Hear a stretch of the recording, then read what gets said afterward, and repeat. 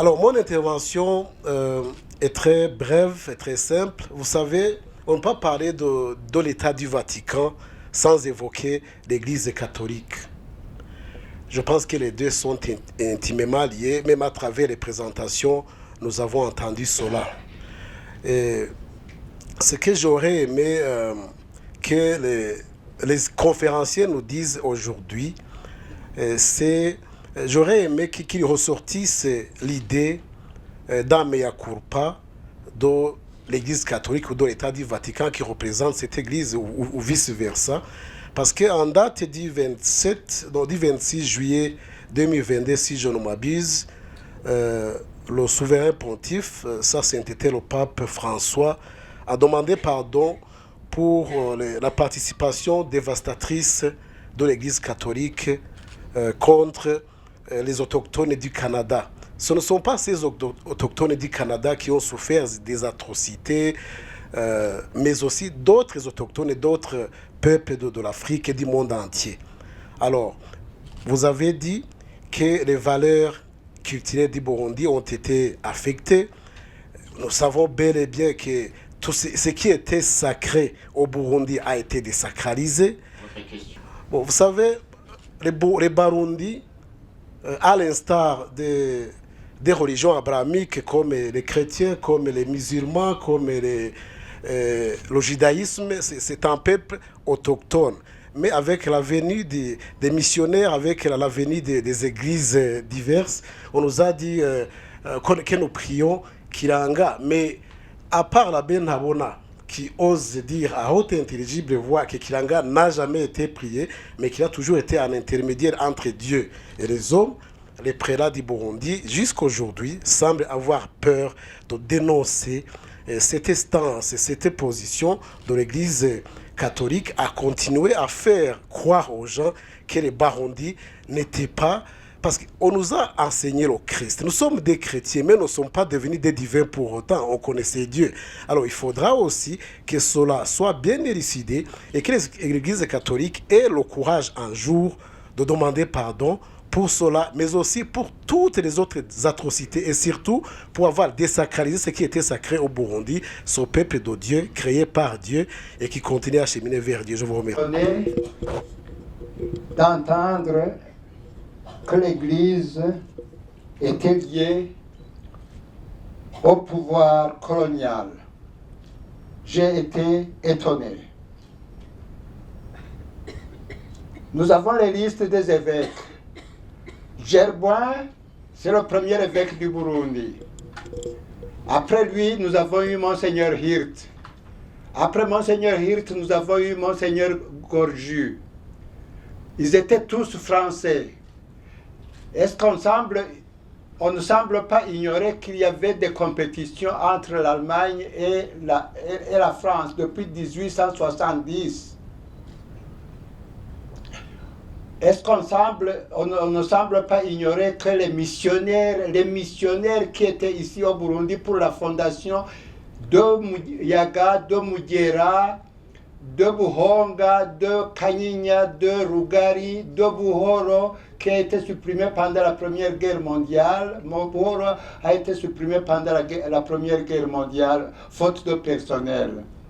Est-ce qu'on ne semble pas ignorer que la plupart des missionnaires qui étaient ici au Burundi étaient tous, ou presque tous, français?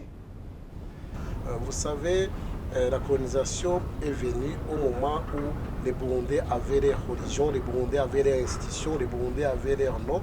Si aujourd'hui les Burundais sont catholiques, ce n'est pas par leur volonté. L'Église, la religion catholique leur a été imposée. Ils avaient une religion monothéiste à l'instar des religions abrahamiques comme le judaïsme, comme le christianisme, comme l'islam, mais avec l'Église catholique, il faut qu'on se dise, il faut qu'on regarde la vérité en face. Il y a eu beaucoup de mensonges sur les croyances des Burundais, beaucoup de mensonges sur, par rapport au guide spirituel qu'on appelait Kiranga. On a fait croire, on a fait avaler des mensonges aux gens pour leur dire celui-ci c'était une idole, celui-ci était vénéré comme un Dieu, mais c'est pas la vérité. Il était un intermédiaire entre Dieu et les hommes. et la religion traditionnelle des Burundais a beaucoup de similarités avec les religions que j'ai évoquées.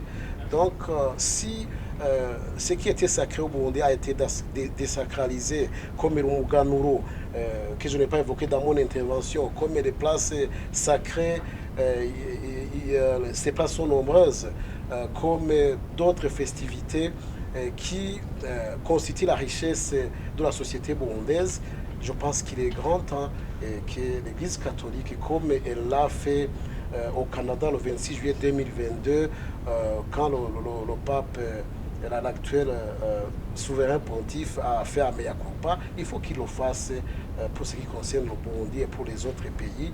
Et je suis sûr et certain que les Burundais sont prêts à pardonner. J'ai entendu parler de demande de pardon. L'Église n'a pas peur de demander pardon. Et notre cher intervenant, en comprenant son parcours, j'ai supposé qu'il est chrétien catholique. Oui. Alors, quand vous allez à la messe, le premier acte, c'est quel acte dans le rite romain? C'est l'acte pénitentiel. Et nous nous humilions, nous demandons pardon. Nous demandons pardon à Dieu et nous demandons pardon aux autres. Sans ça, nous ne sommes pas chrétiens. Donc, demander pardon, l'Église n'en a pas peur. Maintenant, nous qui exigeons le pardon, est-ce que nous sommes disposés, sommes dans la dynamique de pardon? D'abord, à l'accorder et à l'accueillir.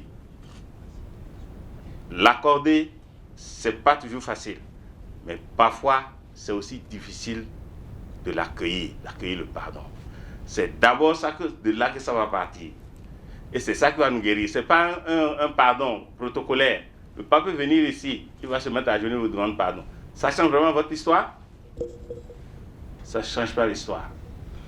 Il faut créer une dynamique positive. C'est l'esprit, la philosophie de cette commémoration. Merci, monsieur l'ambassadeur, de nous avoir rappelé la nécessité de nous fonder sur la vérité, de rechercher la vérité. C'est indispensable. Il y a beaucoup d'hommes mariés dans cette salle. À un moment donné, une crise profonde peut s'installer dans un couple, dans une famille. Alors, il y a un choix à faire. C'est un choix fondamental. Vous voulez continuer la vie commune? Et si vous voulez la continuer, vous voulez la continuer dans quel esprit? De sérénité, d'amour, ou bien vous voulez vous séparer? Or, je constate que dans le cas d'espèce, il n'y a pas de séparation possible. Parce que où est-ce que vous allez mettre une partie de cette population et l'autre, vous allez la mettre où? Je le dis, non pas seulement en considérant les diverses ethnies qui peuvent composer ce peuple. Je le dis en considérant ce qui nous réunit, les relations entre le Saint-Siège, c'est-à-dire entre l'Église et l'État. Aujourd'hui comme aujourd'hui, où est-ce que vous voulez mettre les chrétiens et les non-chrétiens? Comment vous allez les séparer? Ce divorce-là, vous allez l'organiser comment? Donc, monsieur l'ambassadeur, la vérité s'impose. Mais la vérité seule ne suffit pas. La vérité, elle seule, ne suffit pas. Il faut que, dans le couple, à un moment donné, si ce n'est pas la femme, c'est l'homme qui décide de faire un certain sacrifice. Si l'un veut jouer la vérité contre l'autre, ce couple-là va se séparer. Vérité contre vérité ne nous sauve pas. C'est l'amour qui nous sauve. Et l'amour implique un sacrifice, un sens de gratuité. Et cela, il faudra que ça reste comme un repère pour nous.